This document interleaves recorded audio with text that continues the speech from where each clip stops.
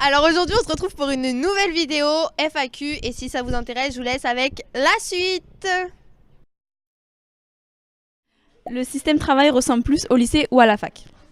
Alors je dirais que c'est un peu l'entre-deux, c'est-à-dire que le DUT il est entre le BTS qui est encore comme au lycée et la fac où on est un peu livré à nous-mêmes. Là je trouve que c'est l'entre-deux, on est un peu encadré mais on a aussi notre autonomie. Si vous pouviez décrire ce DUT en 3 mots, ce seraient lesquels? Alors déjà, professionnalisant, dynamique et convivial. Quelle filière faut-il faire pour venir en DUT technique de commercialisation? Alors, il y a en majorité des élèves de STMG et de ES, mais il y a aussi des élèves qui viennent de S, de L et de Bac Pro. Et même si vous faites des études supérieures en ce moment et que votre formation actuelle ne vous plaît pas, vous pouvez très bien vous réorienter et venir en DUT technique de commercialisation.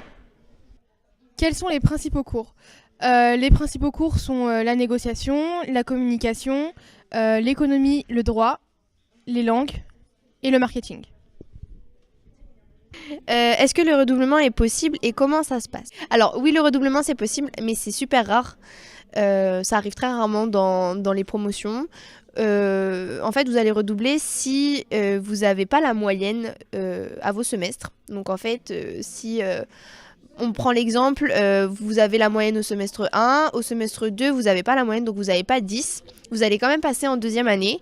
Et en deuxième année, à la fin de votre semestre 3, du coup, on va regarder si vous arrivez à compenser donc, votre semestre 2 avec votre semestre 3. Et si à la fin, on se rend compte que vous n'arrivez pas à le compenser, bah, vous allez retourner au semestre 2 de votre première année. Quels sont les débouchés de votre formation? Tout d'abord, il faut savoir que les débouchés de notre formation sont divers et variés. Vous pouvez exercer votre métier dans les domaines tels que la distribution, l'assurance, l'immobilier, le marketing, le e-commerce, l'événementiel. En fait, il faut savoir qu'aucune porte ne vous est fermée. Comment se passent les inscriptions? Les inscriptions se font exclusivement sur Parcoursup. Pensez-vous que partir à l'étranger après un DUTTC c'est une bonne idée? Oui, je pense que c'est une bonne idée car ça permet de développer son réseau, d'acquérir de nouvelles langues, de se familiariser avec celles-ci, mais aussi de découvrir de nouvelles cultures. Y a-t-il beaucoup de projets de groupe? Alors oui, nous avons 2 gros projets de groupe. Le premier donc, que l'on appelle PTUT, donc projet tutoré, c'est un projet qu'on a tout au long de l'année. Et en fait, on a une problématique. Et à la fin, on a un oral. Donc quand on passe à l'oral, on doit répondre à cette problématique. Donc, le deuxième gros projet que nous avons, c'est ce que nous appelons les activités transversales. Donc c'est un projet de groupe que nous faisons chaque semestre avec une problématique différente à chaque fois. Donc ça dure 2 jours et à la fin on a soit un oral soit un dossier papier à rendre, mais les activités transversales seront l'objet d'une vidéo qu'on vous fera très prochainement pour vous expliquer ce que c'est, on vous mettra des vidéos, enfin voilà. Quelles sont les qualités requises pour réussir dans cette formation? Donc il faut être dynamique, autonome, avoir le goût du challenge, être aussi assidu et très rigoureux dans le travail. Comment sont organisés vos cours magistraux, travaux pratiques? Alors on a un peu 3 grosses classes. En gros, il y a les cours magistraux où on est 70 à 80. Là, le prof va faire son cours et en fait, ça va plutôt être de la théorie avec de la prise de notes. Ensuite, il y a les TD, travaux dirigés, où on est une trentaine, donc en gros une classe normale. Et on va faire les exercices et les applications des cours qu'on a vus en cours magistraux. Et il y a aussi les TP, donc travaux pratiques, où là, on va surtout faire de l'oral. Devant la classe, du coup un groupe réduit d'une quinzaine de personnes, donc là c'est plus facile de s'entraîner. Comment est l'ambiance générale à l'IUT? Alors à l'IUT, il y a une très bonne ambiance avec une proximité entre les professeurs et les élèves, et entre les élèves aussi parce qu'on se connaît tous. Y a-t-il des stages? Donc oui, il y a des stages. En première année, il y a un stage de 1 mois et en deuxième année, il y a un stage de 2 mois. Et il est possible de faire ces 2 stages à l'étranger.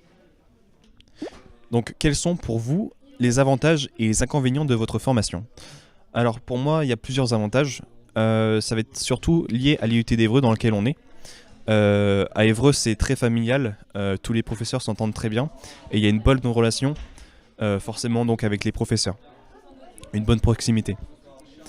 Le deuxième avantage pour moi, ça va être la professionnalisation. C'est une formation qui est très professionnalisante. On travaille beaucoup à l'oral et sur l'expression. Et vraiment, ça nous aide à devenir plus mature et à s'affirmer en tant qu'adulte. Donc les inconvénients, À part qu'il faut travailler pour valider son semestre, non, j'en vois pas beaucoup en fait. Quelles sont les matières qu'apportent-elles pour un futur métier dans le commerce? Donc comme a répondu déjà Besma avant en matière, je vais passer directement à la deuxième partie de la question. Donc les matières étudiées dans notre formation nous permettent d'acquérir de nouvelles compétences, de nous professionnaliser, et ainsi au bout de nos des années de DUT, soit intégrer le monde du travail, ou soit continuer nos études. Faut-il avoir un bon niveau d'anglais pour intégrer le DUTTC? Je dirais que dans un premier temps, plus que le niveau, c'est la motivation et l'envie de progresser qui sont importants, parce que de toute manière, l'anglais est incontournable dans le milieu du commerce. Bye bye!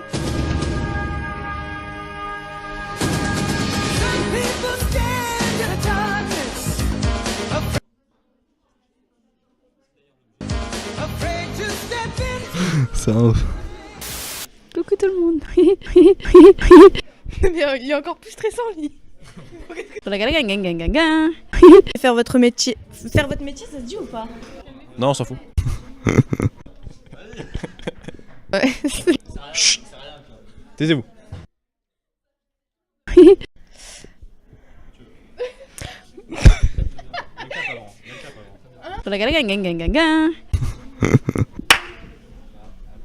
Attends, ça bug. Il s'est verrouillé. C'est un ouf. Nora, arrête de me regarder. Ah,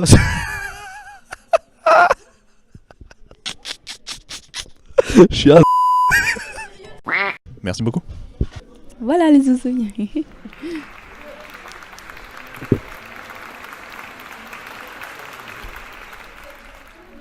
Salut.